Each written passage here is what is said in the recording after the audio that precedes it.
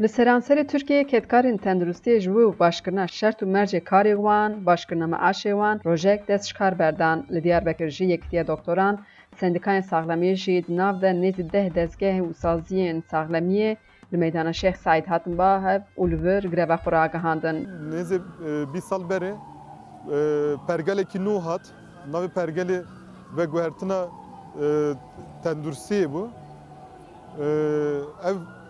Ev pergal di nav tenduristvanan da hinek xirabî çêdikin, ro bi ro xirabî çêdikin.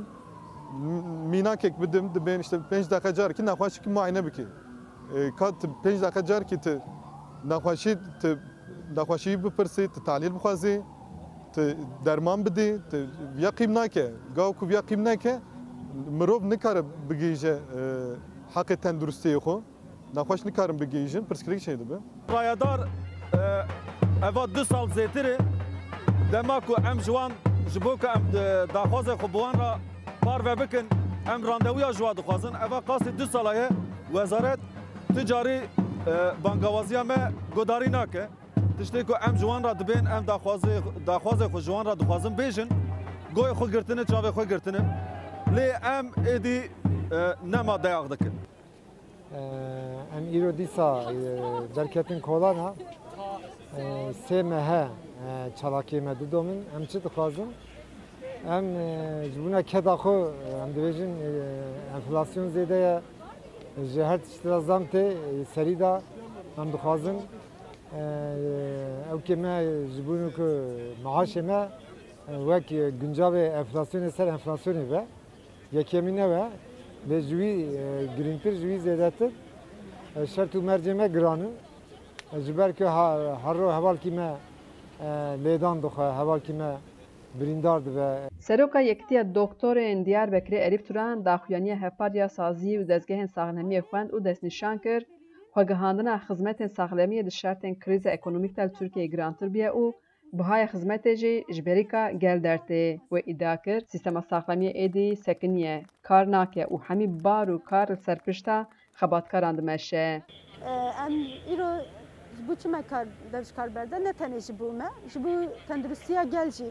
Niha em dinêrin ev polîtikayê tenduristiyê dî nameşe. Tenduristî indî ev pergala tenduristiyê pûç e. Yani biçekî jî eger ku xizmetê tê dayîn vir de li ser ev karûbar tev ser milê hevalê me bijîş, hemşîre, hevalê karmendê tenduristiyê ye. Em dibêjin indî em vê şert û mercên koletiyê qebûl nakin. Çünkü niha hevalê me pirî wî hevalên tenduristvan binya askarî ku binya askarî yani gorî askarî distînin hemin. Em dibêjin em heqê keda xwe dixwazin. Daxuyaniyê de balêdan ser pandemiyê ku pirsgirêka heyî a xebatkaran kûrtir kiriye. Endamê Yekîtiya Doktorên Tirkiyeyê Halis Yerlikaya destnîşan kir li Tirkiyeyê 1700 doktor welat terk kirine û berexkirine welatên cuda ji ber şertên xerab. Em wek xebatkanê tenduristî wek bijîşkan êdî dibêjin xizmeta tenduristî em nikarin bidin. Yani ev pergal êdî nameşe, bi rastî jî nameşe. Yani ev tiştekî wisa em dibêjin nîne yani bi rastî jî nameşe û ev dibê neyînî ji xizmeta tenduristiyê ku gel xwe bigîjine. Ev jî ew bibe sedema mirina gel bi rastî jî. Yani ji ber wî jî banga me duyem jî li gelek ku gel piştgirî bide me bi rastî jî. Yani ku ev xebatên ku dikin em banga ku em dikin ne tenê ji bo maaşên me daha baştir bibe, şert û mercê me daha çêtir bibe. Ji bo ku gel daha baştir xwe bigîjine xizmeta tenduristiyê jî. Hêja gotinê ku tenduristvan ragandin gel dexwazê wan ji bo başkirina meaş, şertên xebatê bicîne di rojên pêşte ew ê grevên domdar û berfirehtir li dar bixin. Xecî Can Farqîn, Dengê Amerîka, Diyarbekir.